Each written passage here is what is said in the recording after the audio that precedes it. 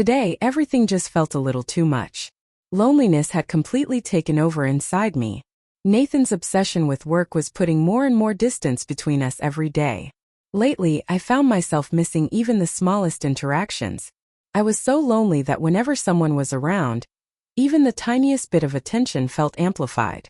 So today I wanted something to change. I wanted to go to his room and surprise Nathan. Maybe it would remind him that I actually needed him. But I didn't even know if it was the right thing to do. At first I hesitated, but then I decided to get ready. I put on my black mini dress, picked my high heels and carefully slid them on. I left my hair wavy, added a little red lipstick, making sure to highlight the backless dress. I needed a little confidence. Maybe this change would finally catch Nathan's attention. I knocked lightly on his office door. There was nothing stopping me from walking in, but still, there was a hint of hesitation in my steps. That door symbolized his commitment to his work. As I stepped in, the silence of the office hit me. The only light came from the computer in the darkness. But Nathan wasn't there. Instead, someone else was in the room. Ethan, Nathan's best friend and business partner. Normally, I kept my distance from him outside of work conversations, but at that moment my eyes got stuck on him. He was sitting in a corner focused on something, yet completely aware of his surroundings. The moment I stepped in, I could feel that he had already read the entire situation. Ethan's gaze shifted to me for a second. There was something there. I could feel it. He had picked up on something.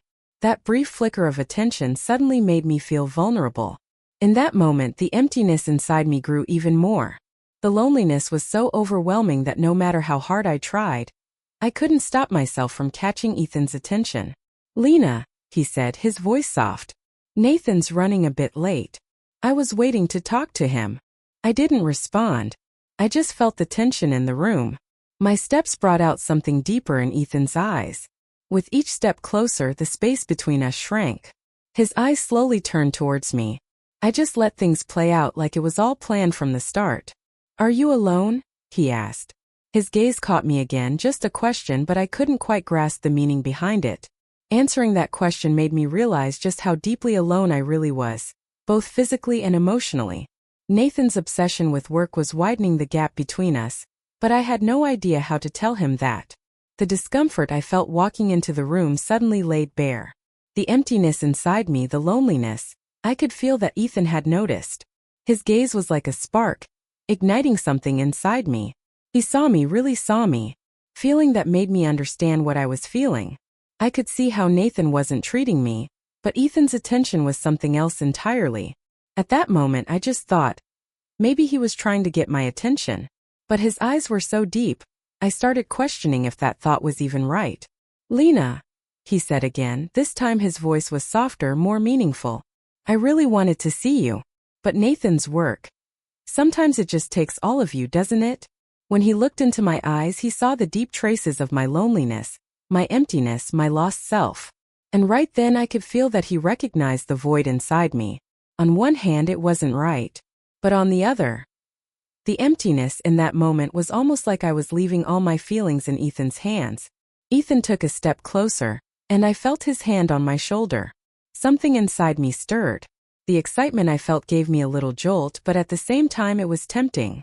The uncertainty in my eyes started fading under the warmth of his hand. But for a second I thought being this close might be wrong.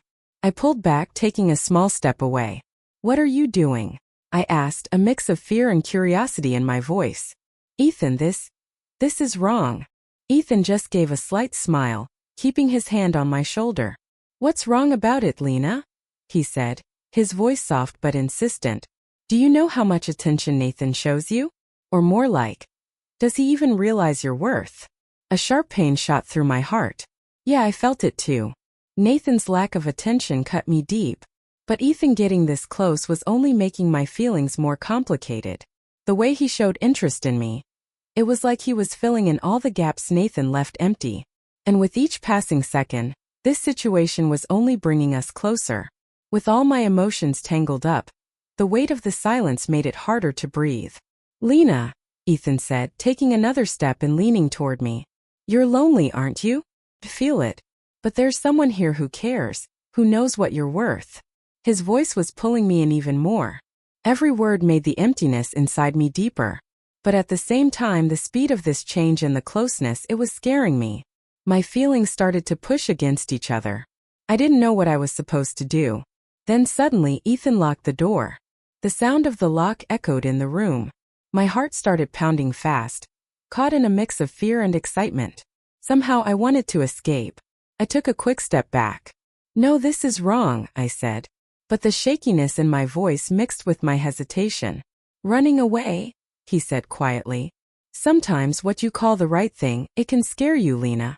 And right then I just froze by that door. But there was this urge inside me.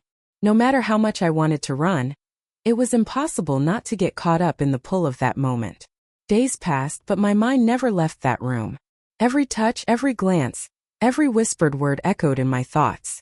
It was driving me crazy. I couldn't deny it anymore. Ethan saw me in a way Nathan never had.